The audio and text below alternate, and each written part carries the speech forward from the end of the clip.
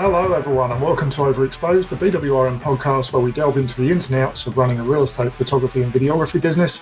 My name's Dave Temple. And my name is Jackie Kirk. We talk a lot on here about what we think agents want, but we thought it would be far better to hear it from the horse's mouth. So we thought we'd start with one of Dave's favourite clients, Joel Hood from Joel Hood Property. Joel, thank you so much for joining us. Thanks for having me on. Glad I'm a favourite. One off, Joel. Your top 100, I think, Dave? Yeah, probably. Said he scraped in there. So, Joel, I'll just get straight into it. How and why did you get into this line of work? Yeah, so I'm 37. I've been in the industry for pretty much smack bang on a decade now, but I did a decade of plumbing after I finished school, and I really enjoyed it. And I did it in two different states, Queensland and Victoria. However, it got to a point where I didn't really have interaction with clients anymore, and I did actually miss that day-to-day interaction with the clients. And auntie and uncle were in the industry, and so we think that you go well. And it was daunting because I'll be honest, I just was not into salespeople at all. I just did not want to be that stereotypical salesperson. And I got the advice, find a problem and then find the solution. And simply just ask questions and solve those issues, and you're only going to head in the right direction. So my background was very much, I suppose, from a plumbing background, being on large sites and having continuous issues. And my bosses were fantastic in that they instilled a great work ethic in me. And so when I went across to real estate, it wasn't about trying to sell the client. It was simply, what are you seeking? How can I help you find it? And then if I didn't have it on the books, I'd then go try and find it. And I think just that relationship style of selling clicked, and it was a really strong start to my real estate career on the Mornington Peninsula in Victoria. So initially it was really just to have day-to-day interactions with people. I got a little bit sick just standing in a trench on my own, or with another plumber looking at his crack. And you could say that. And then, yeah, as you get older, obviously you just sort of want to spend more time with people, and it was sort of a natural progression. But because I also had that building background, I did take a really strong liking to property and how it was designed and built, and how I could give clients advice on just making sure that it was best presented for sale. And then speaking to buyers about what they could do to the property to make it their own. If they had an objection around something, I could show them how to maybe put another bathroom in, or how easy it would be to change some fixtures. So that background knowledge definitely helped. So that's very interesting. It's something we actually talk to our members about a lot. We get a lot of creatives joining us, and, you know, creatives, they obviously want to create, take beautiful pictures. That's the thing they love. Talking to clients is what they love. Most people love talking to people in our industry. But as soon as we say sales, it's this either very intimidating or very off-putting word. And you'll know this more than anyone, I guess. Real estate agents obviously have the unfortunate reputation of just being salesmen in the worst kind of way of thinking of the word. So how do you go about that? It sounds like you've totally transformed your idea of sales. Can you tell us a little bit more about that? Yeah, so I guess from my end, I look and say, what does the consumer or the client want? So there's no point in them telling me how good I am. There's no me telling them how good I am. There's no point in me, ramming information down their throat they're not simply interested in. So in my line of work, they generally want to know, how's the market tracking? What could be some information that I could give them through the course of 2023 that they would actually find useful. This year, we've obviously had a lot of ups and downs when it comes to interest rates. We've obviously had a lot of concerns around the cost of living and affordability, issues with rentals here on the Sunshine Coast. So just generally giving them a little bit of information they might read in the local paper that they would actually take some interest in. They might not be selling, but it's okay. I've got a rough idea of if I needed to liquidate my asset or my investment properties, how would I be sitting? So I would think for someone like a photographer, for instance, their client is potentially me as a real estate agent. And so if they are looking to reach out to, real estate agents, what would they actually find valuable? What content could they be providing to that agent to try and get an in to then obviously get on the list to be the second or third photographer, or even maybe be that preferred one? I would personally look at it and say, okay, what could Dave, for instance, if he was new to the area, provide me that I would find interesting? And after a little while, I would go, you know what, I'm liking what this guy's sending me. I want to give him a go. And I reckon he would get an in. And then if he could prove Mm. himself, he would become the preferred photographer. And Dave and I have now worked together, I think it's more than 8 years. And he was very good in terms of coming to the office and just checking in. We already had someone that we were previously using. Actually, it's got to be it's got to be over 9 years. Is it 9 years now, Dave? Yeah, got to be approaching the 10. When do I get my gift for 10? When do I get mine? This Huh? is it. This is the gift. Joel is on your podcast. You're welcome. But like I would think that if he was to have sent me, hey Joel, just letting you know, like actually Dave did do this. Dave was actually updating me on new things that he was doing that other photographers in our area weren't doing and could provide, whether it was packages. Back then it was twilights and virtual tours, things that were maybe a little bit new to the marketplace that the dinosaurs weren't doing. But even if it was a monthly email, for instance, and it was simply, here's what we've shopped this month and here's how the amount of views our clients got or our agents got for their clients, I'd find that really useful. So I guess for me, going back to sales, I'm just trying to simply put information in front of a client that they'll want to read. Instead of simply asking for the business all the time, it's information that they'll find interesting, and then I'll ask for an appraisal. And then the next month, the Okay. information they'll find interesting, and then I'll ask for the business. So it's got to be give and take. So setting yourself up as an expert and building that trust. Do you remember what it was specifically that got you to give Dave a go, or was it just kind of a long line of consistent pestering? Yeah, so I mean, obviously he was personable and likable when he came to the office. Yeah, believe it or not. That was 9 years ago. Yeah, which Dave is this that we're talking about? I'll tell you though, 100% he got the business because he consistently followed up. So, and this is what I tell team members, sales agents that we either have in our national network or that I train or mentor is unfortunately, you look at some really ordinary agents and you think, how can they still be in the business? And it's because they are consistent. So, anyone that's wanting to try and secure business in sales in any way, whether it's a photographer or a salesperson, you just have to simply follow up. And now that follow up can be passive in the form of text message, obviously email, videos, social media, or it can obviously be active. And in Dave's case, he went straight for the jugular, which obviously was smart of him. I wasn't super busy back then. So I was generally at the office when he popped in and he would leave a little bit of information. That was probably the best way of going about it. But it was his consistency. I think the information was relevant to me, but had he not come in to deliver it, he probably wouldn't have gotten that first shoot. And then obviously seeing the first shoot, seeing the 24-hour turnaround that he was offering, which I wasn't getting from the previous photographer.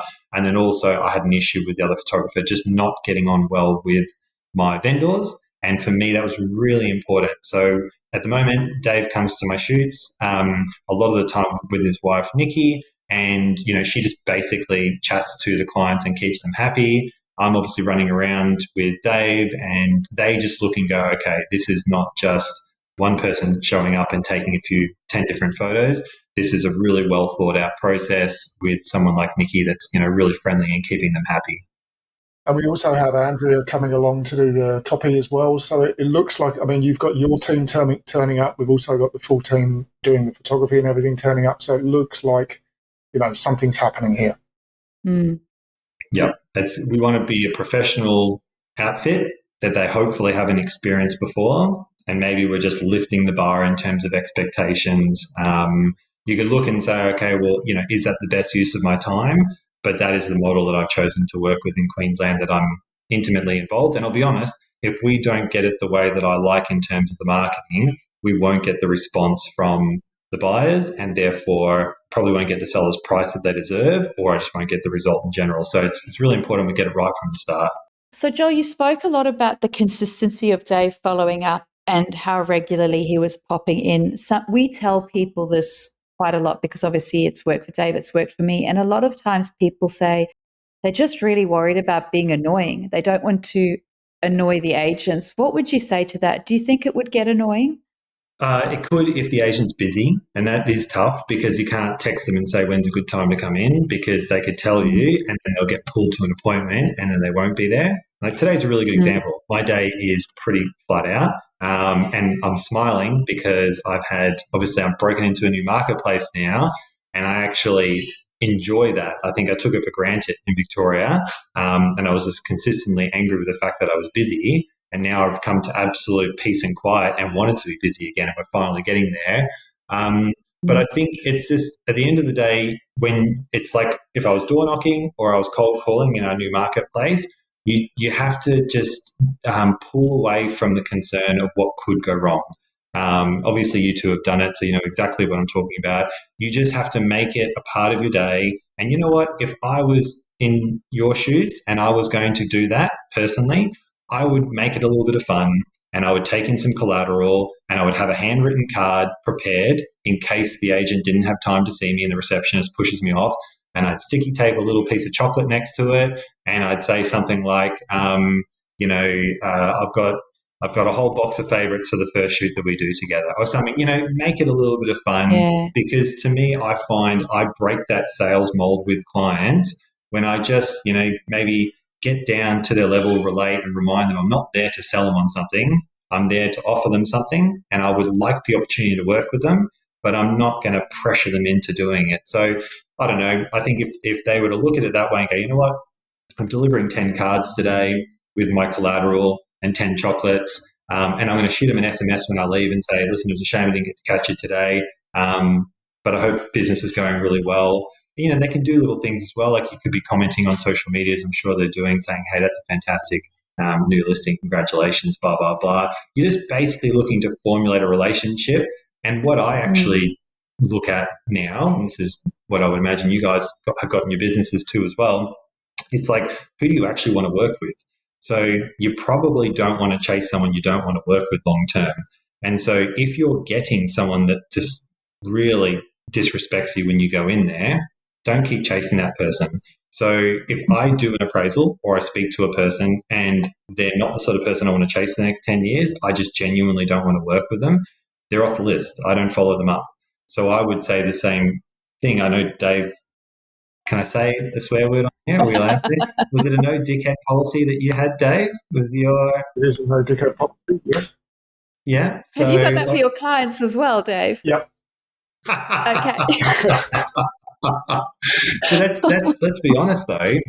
If you've got a long-term view and you're thinking, okay, I plan on being this for a while, you don't want to go to work cringing every day. So like, I don't want to pick up the phone and have to call a seller that is really not someone that I want to speak to. They're just always unhappy. They're always complaining. I'm like, life's too short. That's what I know. So I would look and say, okay, well, if you deliver 10 cards and one is an absolute prick, then just go deliver 9 the next time. You don't want to work with that 10th person. And what I tend to find is the nice people generally do well. So if you connect with a nice person, they're probably going to do even more business in future, and that'll be someone that will keep feeding you for time to come.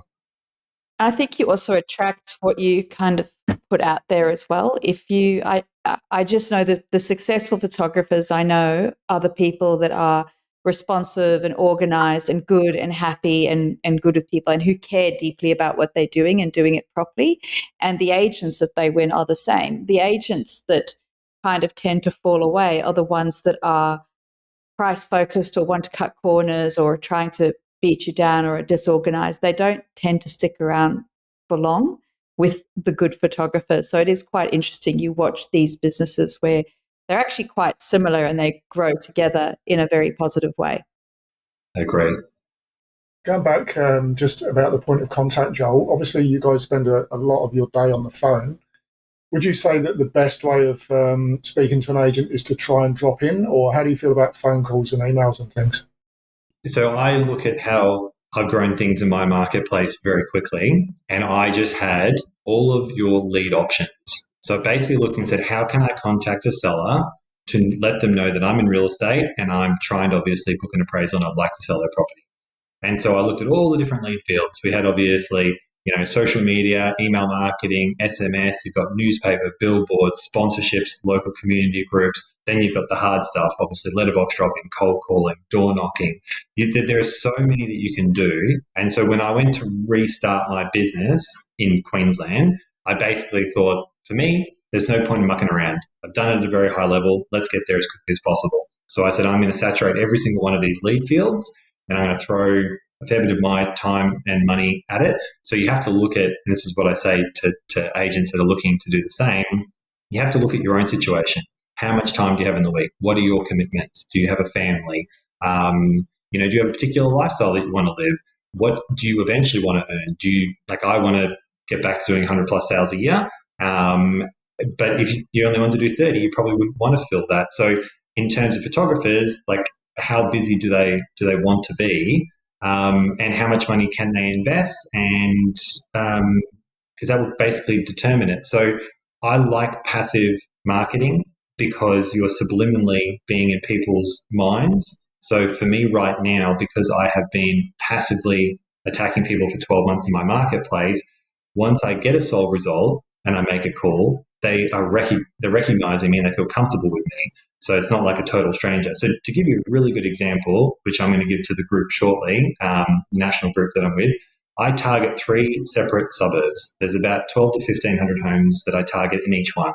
Now, I sent out the exact same letterbox drop to all 3, but I absolutely, at the moment, Dave, we are dominating one and frustrating a couple of competitors. The drop generated me 10 face-to-face appointments, and I got none in the other 2.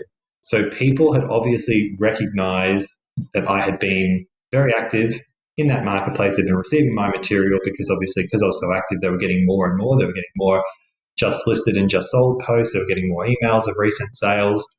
And so therefore, they wanted to work with a person that they had seen more. And the other 2 suburbs, I didn't really get anything because I haven't broken into yet. So my belief is if the photographers are putting information out there, that when they do go for asking the business or the close, they're more likely to get a positive response. So if they're putting, hey, this is our most recent shoot, and it turned out really well, and here's how it went for the client, then I would be more comfortable working with that person because I know that they've been doing a bit lately, if that makes sense. Yeah. So, sorry to nail you down though, just on the basis of, from your point of, as I say, I imagine you spend a lot of time on the phone. I know you spend a lot of time on the phone. So if photographers are calling you, are they going to get, they're generally, I imagine, not going to get too much airtime because you want to be not talking to them and talking to prospective clients yourself. Is it better for them to come into the office, do you think, if they want your business? Or are you ever going to read an email from them, or what's? If the email's got fun and interesting content, I will read it. Social media posts, same thing. I would just look and say, expect the person's time poor, get to the point. So we do role play training for our agents on a Wednesday around the country. And the first thing I teach them is to simply ask permission for having the conversation when they answer. G'day, Dave. It's Joel here from Joel Property. How are you going today? What's this about? I just want to let you know, super quick, that I'm actually appraising one of your neighbour's properties, but have I got you at a bad time? And the first thing they're going to say is, yes, I've got no time, I've got to go. It's like, okay, not a problem at all. And then I'll move on to the next one, handwritten card. And I might say, listen, if you do happen to want me to pop into yours, I'm just up the street anyway. The next person will say, because I've asked them, have a moment, have I got you at a bad time? I'll change it up each time. They might say, no, you know what, I've got a minute or 2, but that's all. Next thing you know, I've spoken to them for 10 minutes. So the one thing I would just simply say is if you're going to call them, ask for permission. So ask, have I got you at a bad time? Have you got two minutes to chat? We want to speak about, what we're currently doing. You have to ask for that. If they say no, well, there's your answer. You're not going to get shouted at. Likewise, if you go into the office and the receptionist says it's too busy, no dramas. For me, though, it's all about the follow-up. It's to be consistent with that. So if Dave called me once every month to 2 months and he dropped into the office every month and he did a handwritten card and he did a chocolate, what are the competitors doing? They're not doing anything near that. So to me, I'm going, I've got to work with someone. I'm a progressive agent and I want to work with a progressive photographer. It tells me he's passionate about what he does. He sounds like a bit of fun. I want to work with this person. So He's got chocolate. it's got He's got chocolate. chocolate. Yeah, and you probably even want to ask the receptionist and go, does he like chocolate? Am I going the wrong way about this here? But I just think you have to look and go, okay, where's the benchmark, and what can I do to get some attention and exceed it? So for me, I don't think anything's off limits. I just think you have to be consistent with whatever you choose to do. And I think if you're going to make that phone call, you just need to say at the beginning, have you got a moment to chat? And if they say no, not a problem, and respect that, because the next time you call and you do it again, they're more likely to go, you know what, this person respects my time. I'm going to give them something right now. Yeah. So not as soon as they're saying, I'm busy, you go, well, it's only going to take 1 minute. Give me 1 minute. Like, just really listen to them and say, okay, because I think we're all getting called a lot by people we don't want to speak to. Let it go and just send a follow-up text. That will be so much better, because then they're reading it and they're thinking, you know what, this person respects my time, and they've gone to the app. So give you a great example. People come to all of our open homes on the weekend, and then I call them on a Monday, and they are so busy on a Monday, they're back into it. Now, I'll probably only get 50% of people to answer, even for ones that I've got a good relationship with, but I will get everybody return a text. So if I call them on a Monday, I then send them a text if I've missed them, and then I follow up on a Tuesday with a call, and then I send a text if I miss them. And the text's very, fluffy. It's really more along the lines of just saying, hey, just wanted to quickly follow up. You popped into open on the weekend. I know that may not have been one for you, but we're obviously selling a fair bit without the need of advertising at the moment. Would like to know if you had a particular wish list. We'd love to help you out. And so, you're obviously trying to give them something. Now, I will always get a response. And usually the first on the Monday, it's saying, can I grab some feedback from the owner? Was there any further interest? When they don't respond on the Monday, you kind of know. No return call, no return text. They're not interested. On the Tuesday, I'm actually trying to work out, can I help them? Are they definitely dead in the water? And I will always get a response. So I think you just have to look and say, okay, cool, no good. Follow up with the text. And if you're popping into the office, I just can't see how you couldn't pick up business if you followed that type of mentality. You make it sound very easy. The great thing about sending texts as well is, I think, generally speaking, if someone texts you and you're at all interested in hearing from them in the future, you put their name in your phone. So, when it comes the time for them to actually call somebody, you're already in there. I think the other thing that I know that good agents do, and it sounds like you do this, Joel, is you understand that some relationships are a slow burn and it's a longer process. Whereas we get some newbies that'll go in and they'll take that first no as a forever no. When it isn't, you're still building up. You're building up that trust. You're going to follow up with the text. You're going to try again next month, see if anything's different, and not be scared to do that. But it's like, once you've visited all your agents once, that's not the end of the road. That's really just the beginning. You've done step one, which is something we've really tried to teach people. It's hard because I understand it's confronting, and it's also people are photographers, they're creative like my wife, and they would struggle to then turn on the sales pitch. I think it's more just I personally would feel more comfortable with a human being that made an effort. Rachel, that's in your group, obviously checked in with me, was just really relatable, and I thought this is someone that I would feel really comfortable working with in future. So even though it was a no, because obviously working with Dave and whatnot, it was okay. I think you need to speak to Dave because these are the sorts of people I reckon you'd want to be mingling with. So yeah, you've got to. Unfortunately, it can be confronting and it can be a little bit difficult. And there are days you go, oh my goodness, I just got 10 no's. But you really do, and I think that's great. Obviously, if people listen to this and they speak to other photographers that have gone through that process, just to nurture them to say, listen, you will come out the good end, but it doesn't matter what industry you're in, there is some level of sales in it, and you're just going to have to go through that difficult period. It's the nature of the beast. So. But reimagining what sales is as well. It's not sales. We're not showing up, with a briefcase full of, I don't know, detergent. I don't know what people did in the old days.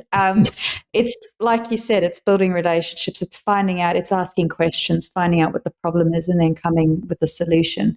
It's not, shiny suits anymore. I've got a difficult question for you. It might be a very easy question, actually. So a lot of people here, one of the biggest challenges is you come up with someone who's got a really good relationship with their clients. And obviously you and Dave have a very good relationship. So hopefully none of Dave's competitors are listening to this. But What do you think it would take for someone to win your business? I mean, Rachel's come in and really what's happened there is wonderful, is that we've got a great new member who's doing extremely well on our team. So what would it take, do you think, for Dave to lose you as a client? Well, I think in Dave's case, it's going to take a pretty big mistake or a series of mistakes on his end because he's built 9 years of sweat equity realistically. So, and that's why I guess I sort of say, you want to figure out who is the tribe that you're chasing that you're going to work with. So when I speak to people, if they have got a very good, strong, long-standing relationship with an agent, sold 3 of their family's properties, and I know that agent's good, I won't chase them. It's a pointless exercise. There's plenty of other people to follow up. If I was to see that they had a long-standing relationship, but that agent was a dinosaur, and I think they could respect someone new and fresh and hungry, then yes, I would follow it up. So if Rachel could spot that Dave was dropping his guard and he was getting a bit slack with his editing, and the turnaround time was dropping to 48 hours, and things were just getting a little bit slow, then I think there would definitely be an opportunity for someone to pick up my business. I think it's just that you probably want to look and go, okay, who are the agents in the area and who are they using and where are the weak spots? I want to make sure that I can do better, I can offer more, should I say, than what they are currently doing. So in this case, it's going to be very, very difficult for someone else to get the business off Dave. I don't care if they're charging less. It's more the service that Dave and his team bring to my team and my clients. And as long as that stays at that level, he's going to be impossible to beat. But there'll be plenty of other people, as we've seen with Rachel, that she's been able to pick up all of their business. And Rachel would absolutely be my secondary. Dave's got to take a holiday at some point.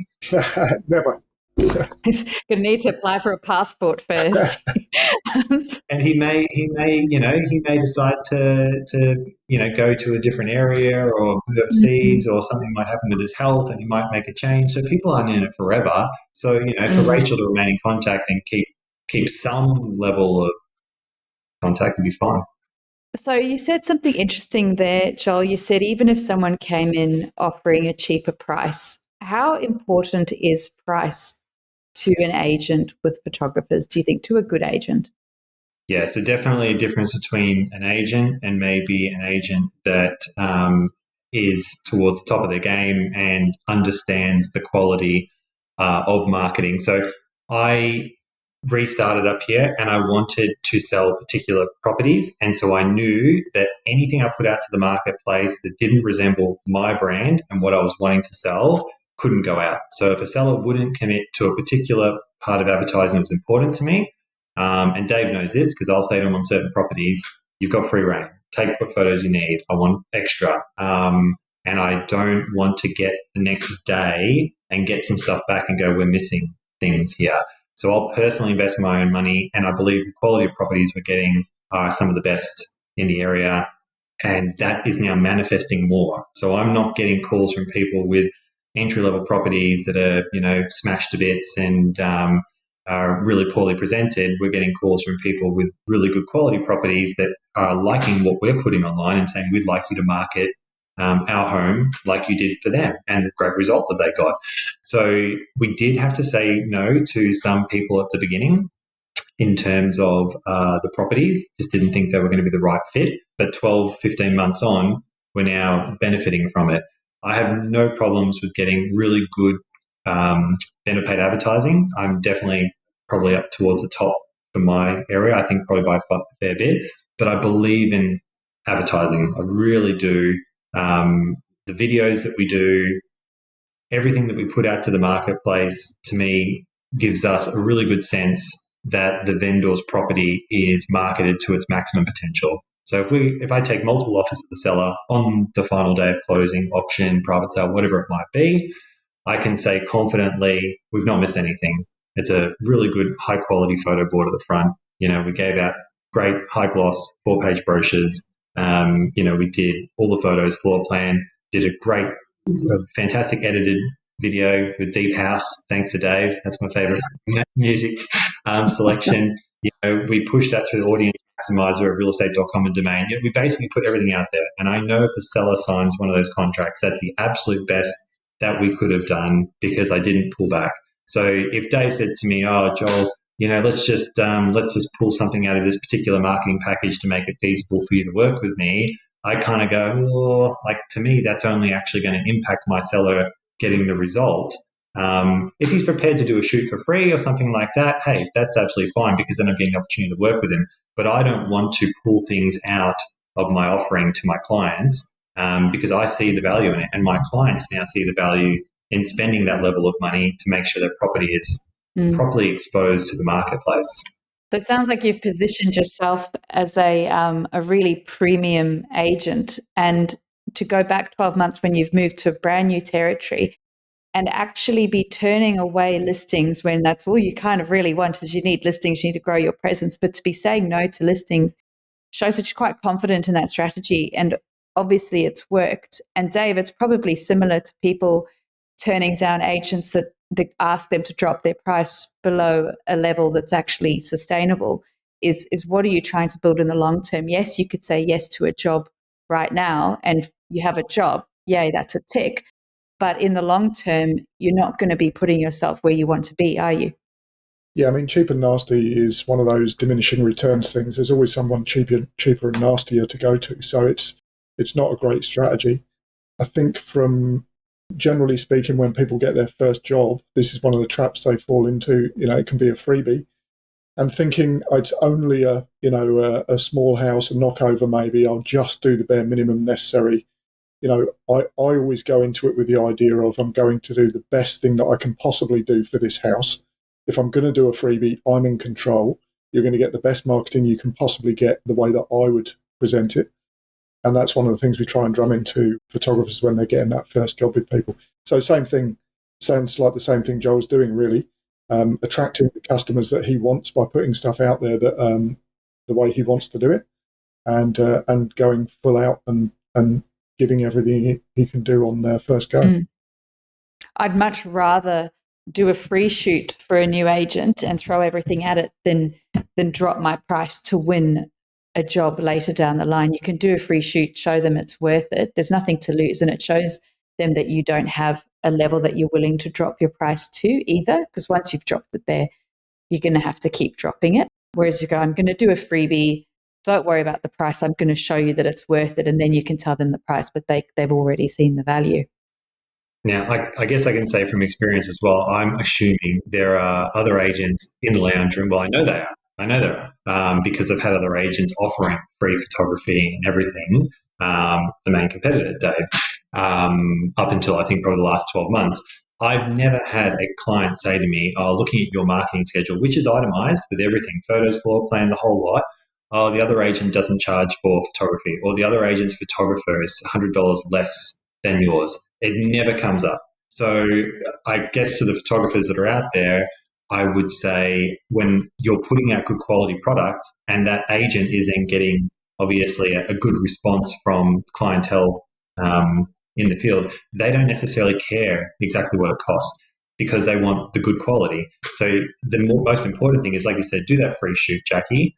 Throw everything at it. I mean, the amount of respect I'd have for someone that is going to the nth angle to get all the best shots and to give feedback to make sure it's perfect and they're not even getting paid, I'd be like, wow, this is the sort of person that I would want to work with. And that marketing resembles really, well in the marketplace. I'd be thinking, okay, well, that's what I want all my properties to look like. So yeah, you want to steer clear. There's going to be Joel, who's obviously got a long-standing relationship with Dave. You're probably not going to get his business. You're going to have a couple of cheap and nasties who probably don't want their business.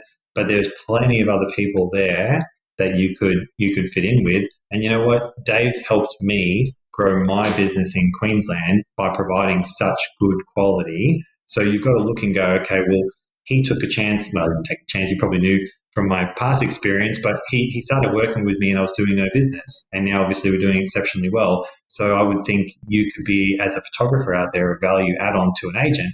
Oh, they might only be doing a shoot or two a month, but who knows what they could be doing once you up your game, because it's only going to enhance their business and they're going to bring it back to you. Well, there's also people watching what you're doing and wanting to be the next Joel. So, And then I've got the problem of Dave now starting to shoot for my competitors, and then I'm having to work out different have a point of difference. So good problem to have.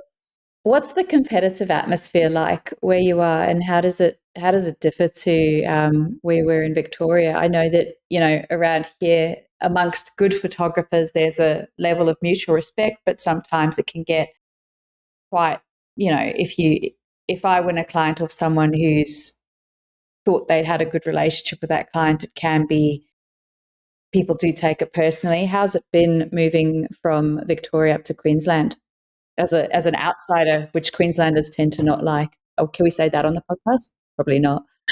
No, yeah, you definitely can. No, I had to get my plates changed very quickly from Vic to Queensland, as Dave did. But no, it's very different. It's very different. Like, obviously, you've done plumbing in several states. I've done real estate in a couple of states now, and I see it's obviously things are done differently wherever you go. But yeah, the level of professionalism in Victoria and level of respect amongst the agents, it was extremely competitive. And the agents in Victoria were very well trained, invested their time in training. And they took the career very seriously, I found, in my marketplace. And it was, you know, you had to basically outwork and outperform your competition to get the business. And here, I've found, unfortunately, a sense of entitlement. Like, I've been here for some time now and it's mine. And I've obviously come in and gone, you know, for me, I took real pleasure out of raising the bar in my previous area, and all the agents were doing it. So I was looking forward to doing it here, but I've had a lot of pushback from taking business from people. And I guess that's the thing you have to remember, is that when you start to get successful, people are going to throw tomatoes, expect it's going to come. I've had an agent try to run me off the road. I've had an agent come to the office and berate me in front of my staff. But you just got to be the bigger person. And I look at the long-term game. I'm 37, plan on being this for a while. I plan on lifting the industry standard here. I want to look back and kind of go, you know what, real estate agents are the least trusted agent of industry in Australia. I'd love to see it to go to number 46 rather than number 48, and try to help. But I guess, you know, that's where I would look at any sort of aspiring photographers to kind of go, you know what, looking back at my career, geez, we've really upped our game. The offering that we've done for clients, the service that we gave, got to take it more than just a job. It's got to be that you're out there to actually change something. Mm. And so, having done this for a while now, have you worked with a lot of photographers? Did Dave meet you when you were just starting, or have you encountered a few people doing this? And if so, I guess what's the difference that you're seeing? Oh, so basically, I inherited a photographer from the first office I worked at with my auntie and uncle, and he basically, you know, did a fairly basic service in terms of, I think, as I mentioned, you didn't have a great relationship with clients. It was kind of like, I'm here to shoot your property, not how do you see your home shot. And by the way, do you mind if we move that from this room and that from that room, because I'm getting a lot of clutter in the shot. It was just like snap, snap, snap, snap. And I get it back 2 days later, and then I look at it and go, this is absolute rubbish. And then I'm like, now I'm going to have to reshoot, or I'm going to have to tell the seller that's the way we're going to have to do it. And then Dave came along, and it was a 24-hour turnaround, which I was like, you know what, that sounds a lot better. And all of a sudden he's saying, well, what if we take it from this angle? What if we remove that from the shot? And then he's saying to me, hey, we can actually use virtual furniture for this room. We can actually rub out that hideous couch that they've got. Because again, for me, what I put out to the marketplace, yes, the buyer comes to the property and they see that the brown couch is there and it wasn't in the photos, but that probably got them to the property because the quality of image was there to at least get them to look at it, versus the hideous brown couch that said, oh, I'm not even going to look at that place, so I can't even do my job. And conversely, of the 20 or 30 people that viewed the property versus the 2, 3, 5,000 that actually looked at it online, my brand is still strong as a result of Dave's advice, you know, on that property. So I can't really speak, sorry, unfortunately, of a whole heap of other photographers. I think he came early on, but I think his knowledge and his interest in and passion for the industry, and he was bringing up things, offerings that others weren't, you know, doing at that stage. So it would also be important for photographers to look and go, okay, well, how can I make this easy for the agent and their clients? And we do our twilight shoots, always a twilight shoot, non-negotiable, unless it's tenanted and we have to beg them. I think we've had one this year we couldn't do, but that's fine. and we do everything between 4 and 6. So basically photos, floor plan, video, drone, and then the copywriter attends, and then I'm there. And we get everything back the next day. So I think vendors are really wowed by that process because it's quick, it's efficient. If they have kids, if they have pets, they know, okay, great, head out for a bite to eat or go to the park. They want to be involved. They know to be there from work by that time. But I just think there's none of this, okay, going one day to do one thing, one day to do another, and then sporadically during the week they feel exhausted. It's like, okay, this is when it's happening. Would you like to be there or not? So just kind of look and go, okay, how can I be efficient with my time as a photographer to get more shoots in? And also, how can I make it really simple for the agent and their clients to want to go through this process moving forward? I think it's, yeah, like we said from the beginning, figure out what the problems are and how you can solve them, and what Mel said, and I think it was one of our very first podcasts, is just be easy to deal with, make life easier. So Joel, you've obviously been doing this for a long time with Dave, and I think I've known Dave roughly about the same amount of time, and I've watched how the industry's changed and everyone's improved and we've all been learning. And one of the big things that we've all learned in that time is video and how to produce good video. And I think, correct me if I'm wrong, but I think you were one of the earliest adopters with video with Dave. Is that right? Yep, and it wasn't always pretty. But it was real, and we've gotten better. So what do they say? Don't let perfect get in the way of progress. So, for me, the best way for me to get people out there, and obviously as Instagram and YouTube and whatnot and TikTok have continued to grow and grow and grow in the last decade, video is more watched. It's more about me. I got told by my last client that my profile photo must have been my younger brother. Nice little stab in the guts there. I was like, thanks, Bob. I'm like, I only took that 12 months ago. Obviously, I'm aging quickly, but So getting run off the road will do to you, hey? Like death threats for being too good. must do. But yeah, we've done video for a long time and we've done it consistently. And as Dave would know, we never miss a monthly market wrap now, never. It's not always super organized, but it gets so much easier because you've done it so many times. And we never miss a property video. We just have to tweak it. If there's certain things we don't want shot, we don't shoot them, but there's always a video. And do you struggle to sell video to vendors? How do you get people to see the value in video? Yeah, never have a problem. Never lose the business on the marketing schedule. Never. The only thing I'll do sometimes is I'll just, say to them, I'll upgrade your photo to a photo board because I believe in it. Sometimes I want to be involved. I want them to see that I'm involved in it, or maybe we didn't discuss it and I'm not going to go back and ask them for $100 more. I'm going to throw it in. I'm not going to be stingy like that. The value for them is that there are so many more eyeballs that will engage over video than, in my opinion, over photos. It gives us a completely different platform to show their property. So you'll get next to no engagement. Statistics show this on social platforms through still photography. You will get a significant amount of engagement from video. So you will expose your property to so many more people for the sake of a few $100s. And also, I find the big thing, this is what I push to sellers, and this is absolutely true. If I put a video out there and the client watches it, when they come to the property, I can tell they've watched the video. They are so much more comfortable with me. And that's why the video's got to be, don't be an absolute, slick agent and don't make it absolutely perfect. I think they're relatable. I think the message that we're trying to get across to clients in terms of what they will like about this house is there. But it's who I am. So when they come to the property, you can just tell they're at ease. The last thing people want to deal with is a real estate agent. And if they come to the property and their guard's down, they're relaxed with me, they're going to take in the home, and I'm going to have a much better shot of getting them to buy that property. I've never thought of that. I've thought of video for agents as putting your name out there and, again, just boosting your profile publicly and good marketing, adding to your value and all of that. But I've never actually considered that it makes you more approachable at a property and allows you to sell in a more sincere way. That's very interesting. And so I've only just come out of a listing presentation with a client and I was saying exactly that. And they said, actually, you're right. We watched a video. We came to your open home and now you're sitting here in the lounge room.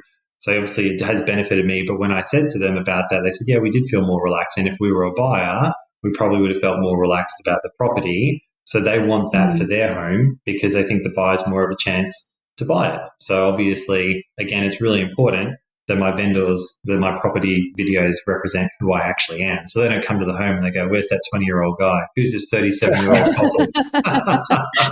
Yeah, we haven't gotten to photoshopping people on video yet. We'll get there. Joel, how important, when you look at your photography, what's the ultimate goal for you as a business owner growing your business? Is your marketing more important in selling the house, or is it more important in getting the next listing? Cool. It's obvious. I mean, they're as important as each other because at the end of the day, if I don't sell the house and get a great price, I'm not getting the next listing anyway. I'm getting phone calls because we're getting great results.